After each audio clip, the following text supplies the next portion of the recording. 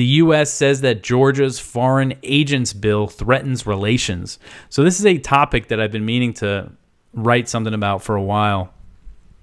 The White House said on Tuesday that if a foreign agents bill passed by Georgia's parliament becomes law, the U.S. would have to fundamentally reassess its relations with the country.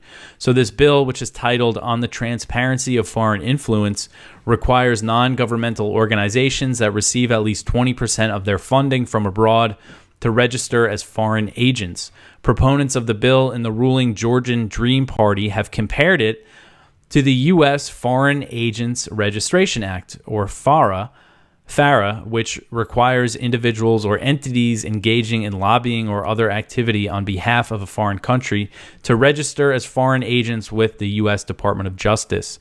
It's a law that's been on the books since like the 1930s, hasn't been used much until in recent years. And, they pick and choose when to enforce FARA.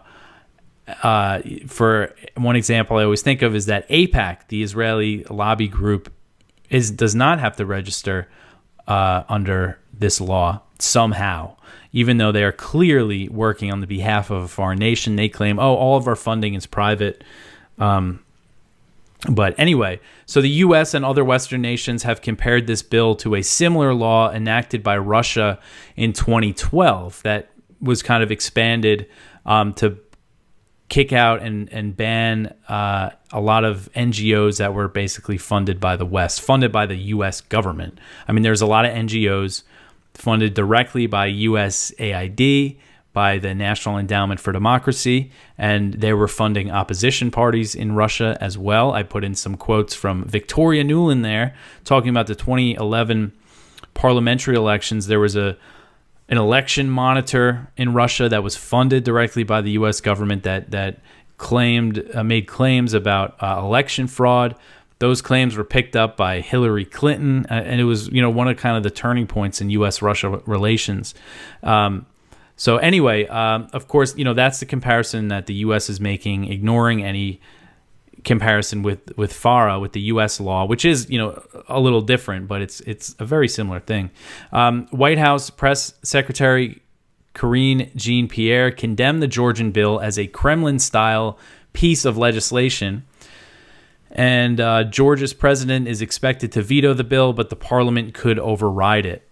Jean-Pierre said, quote, "It is unclear whether Parliament will try to override a potential veto. We have been outspoken about our concerns with that legislation, which runs counter to democratic values and would move Georgia further away from the values of the European Union. And let's not forget also NATO." End quote. And she also expressed support for the protesters who have held demonstrations against the legislation. And I know a lot of people, I don't know much about Georgia. I really do need to kind of look into this more. These protests are reminding a lot of people of, the Euromaidan in Ukraine in 2014 and other, types of color revolutions that have happened in this part of the world. She said, quote, "The Georgian people have been making their views known about this legislation, protesting in the streets, as you all have been reporting. We will see what Parliament does, but if this legislation passes, it will compel us to fundamentally reassess our relationship with Georgia," end quote.